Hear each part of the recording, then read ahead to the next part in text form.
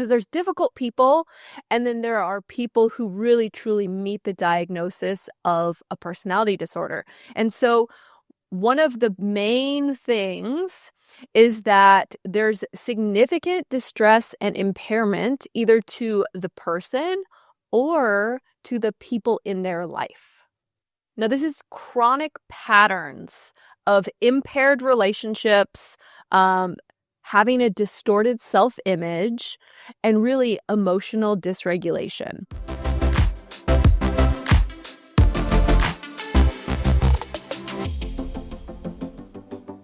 Hi friends, welcome back. Today we are talking about the fascinating topic of personality disorders. Now, I am personally fascinated with this topic because I have a lot of experience of people in my life who really do meet the requirements of a personality disorder. And so I know from firsthand experience just how crazy it can make you when you're having to deal with someone on an ongoing basis and the rules just don't apply to them.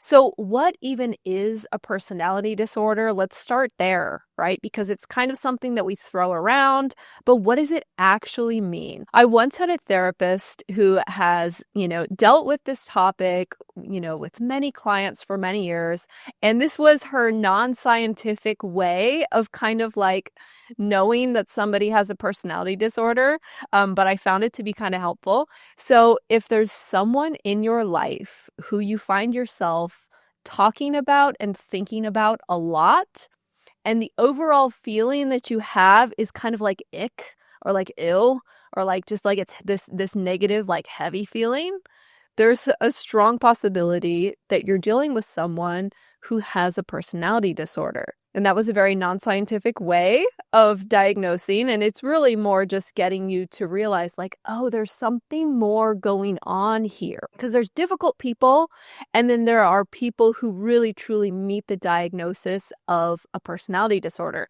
And so one of the main things is that there's significant distress and impairment either to the person or to the people in their life. Now, this is chronic patterns of impaired relationships, having a distorted self-image, and really emotional dysregulation. And so, when there's someone in your family who really has this going on, it's just kind of an unspoken thing that we all have to play by their rules, right? It's like there's almost like this script or this pecking order, and you all know like you can't mess with this person, otherwise there's going to be like hell to pay. And so we know these patterns and we know these tendencies and the pain and disruption that it causes everyone around them. So their behavior, it's really pervasive, it's inflexible, and it's enduring. So these are patterns that don't change over time. They might get worse over time, or you might start to notice them more over time, but they're not getting better, right? Because one of the big key things with someone with a personality disorder is that they are just not open to feedback. They're not going for treatment.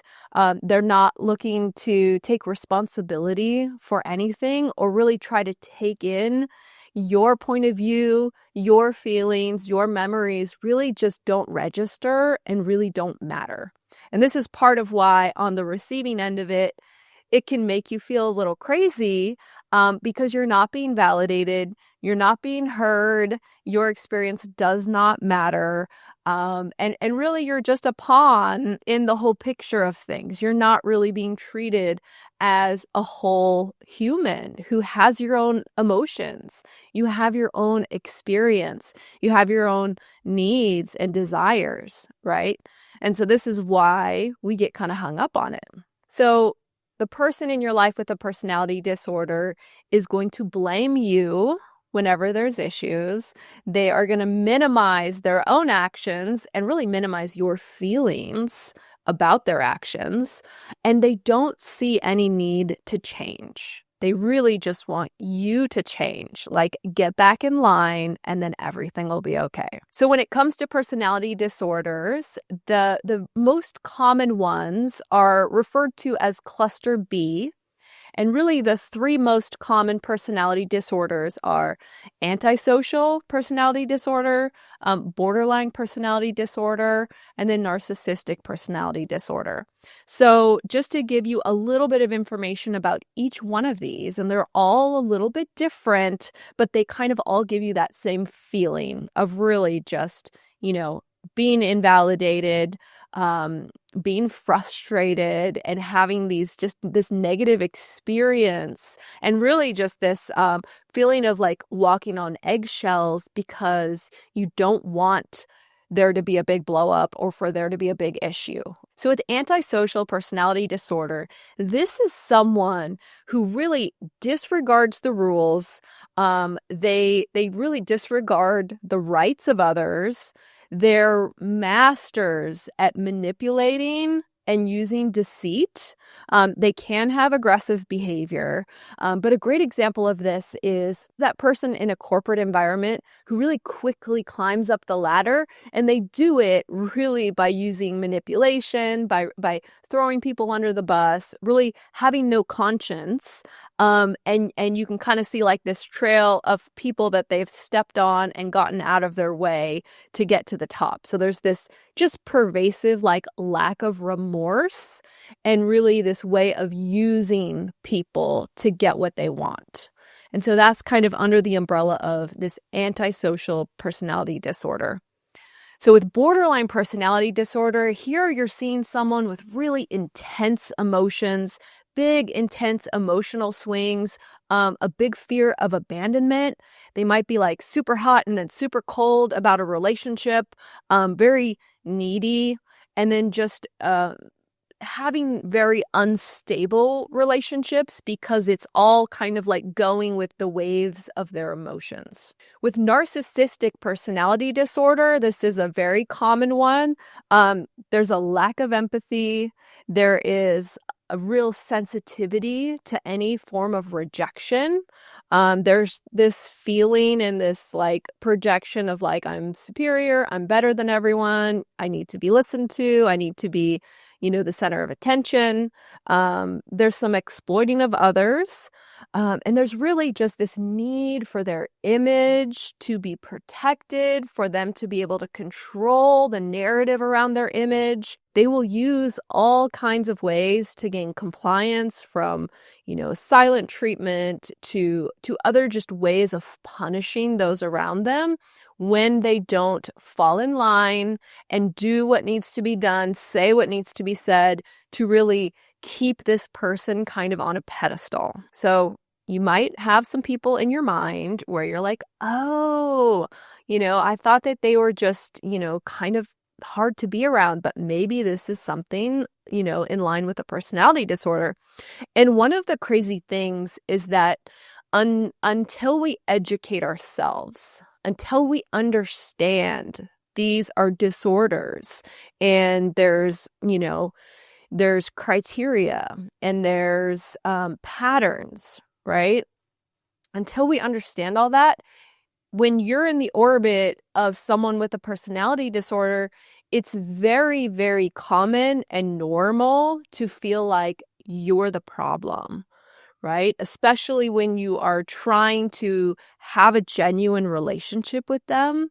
And that's never going to happen, right? Based on all of these limitations and based on the way that they experience relationships as being just much more transactional than someone who's really open to emotional connection and, wanting to have more depth to a relationship and have mutual respect and to have healthy boundaries and all of those things that really allow us to have real closeness and intimacy with others in our life. And so when you are, putting yourself out there and this person is constantly, making it clear that they think you're the problem, and, they're using these techniques of, gaslighting you and manipulating others and controlling the narrative, it's very easy to feel like, what's wrong with me? Like, why don't I fit in with these people? And so really, this is when it comes to how do we deal with it? Like, okay, this is a thing. This person in my life has a personality disorder. Now, what do I do? So number one is educate yourself, right? So learning about it. And then it allows you to recognize patterns, right? And even just when someone gaslights you, which essentially they're telling you, like, no, you don't remember that correctly, but I do, and this is what happened, and it's different than your recollection, and you have this moment of like, wait a minute, am I wrong? Right? Even the fact that when you're educated on, hey, this person has a personality disorder, they're going to use gaslighting to, control the narrative. And then when you can recognize, oh, they're gaslighting me right now, that can help you to really feel less crazy, to have some validation, and to not just feel like you're being, blindsided or knocked down, because you're not taking their words really as seriously as you would take the words of someone who's healthy, who has a healthy psyche, right? Who demonstrates that they can respect another person. And so having this education allows us to manage our expectations, right? We know with personality disorders, they very, very rarely seek help or treatment. They very rarely show improvements in their ability to have empathy, in their ability to connect with others, and to be genuine, right? To respect and to have this mutual connection. Very rarely. And so we have to manage our expectations. And then, really just helps us so that we don't blame ourselves. So really getting education for yourself on what's happening, on what type of personality disorder it is, and just keeping yourself armed with information that's just going to help you stay grounded in reality.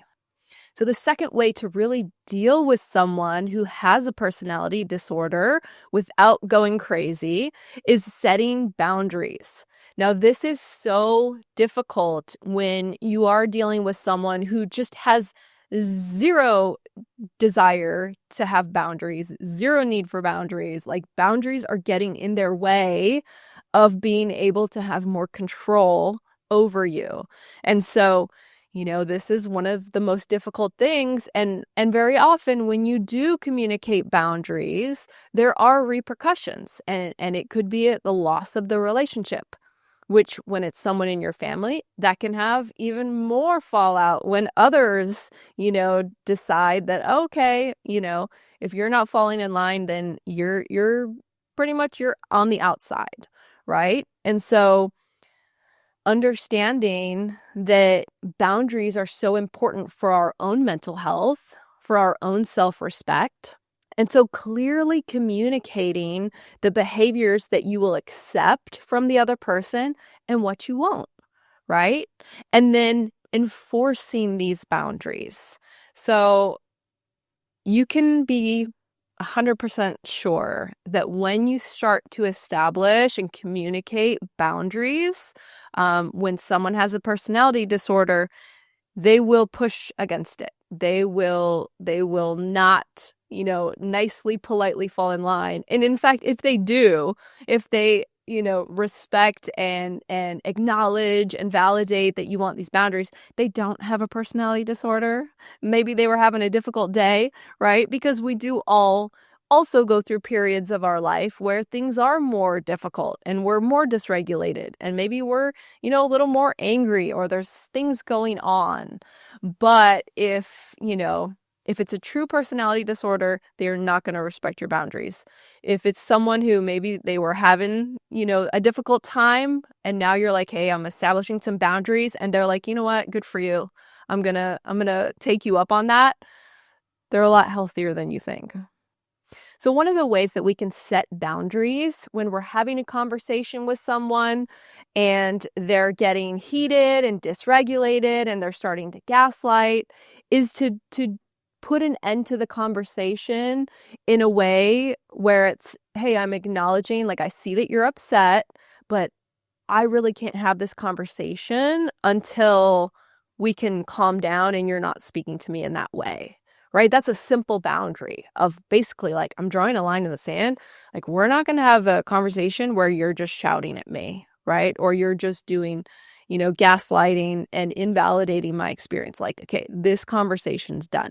So that's a great example of just a simple boundary. And then you reinforce it by either getting off the phone or removing yourself from the situation if you're in person with them. So another thing that's really important when you're dealing with someone who has a personality disorder is to practice self-care for yourself, right? Doing things on a daily, weekly basis that are restorative for you. And there are so many different things that I do personally in my life, just from taking salt baths to, doing my Pilates classes, gardening, cooking, doing the things that you feel really good about and that just feel restorative to you, right? Reading a book or, doing some stretching, doing meditation, like whatever it is that like, gosh, when I do that for an hour, like I feel recharged and I just feel good. And taking that time for yourself, knowing, hey, I have this person or these people in my life that are going to drain my battery. Because that's really what's happening. When you're dealing with someone with a personality disorder, it's like a super drain on your battery. So you know that you're going to have to do extra things to recharge your battery. And so really figuring out what those things are for you and then just making a commitment to yourself to do it. Part of self-care is really getting support. And I can't stress this enough. As a therapist, most of the time, the people that we see who come in and seek treatment are people who have been impacted by those with personality disorders, much more so than people who actually have the diagnosis themselves, right? Because when we're impacted by it and we have the ability to self-reflect and we have the ability to take in feedback and we want to learn and grow and we have healing to do, right? Because when you're invalidated, when you're gaslit, when you're manipulated, when, someone treats you bad and cuts you out of a family, there's so much wounding, there's so much healing that needs to happen. And so when you do seek that support, and whether that be through a therapist or through some, really great supportive friends, right? And that's the thing, like finding time to really invest in healthy people. And how do you know they're healthy? Well, they're validating you, right? They're able to hold space for you. They're able to really listen and care, and you feel safe and heard, and not that you're being used or manipulated. It's really important for the healing process. I hope this has been helpful for you and it has just shed some light on your experience of dealing with someone in your life who might have a personality disorder. And again, I'm really going to encourage you to seek some professional support just to help you with the process of healing from this relationship. And if it's a relationship that you're maintaining, then helping you to create those boundaries and come up with ways to communicate clearly so that you're able to really maintain that self-respect, maintain the self-care and the support that you need to not allow this relationship to really just drain your life force out of you. And so, yes, seeking that support and then managing your expectations. Because that's another piece, that denial of how bad it really is a trap that we can get stuck into, right? Just thinking like, oh, it's going to get better. It's going to get better. I just need to try harder, right? All the while you're being, disrespected and invalidated and really mistreated. So I hope this has been helpful. Drop us a comment if this content resonated with you, or if there's something that's helped you when you've been dealing with these types of issues in your life. Please like and subscribe, and I will be back next week with another message.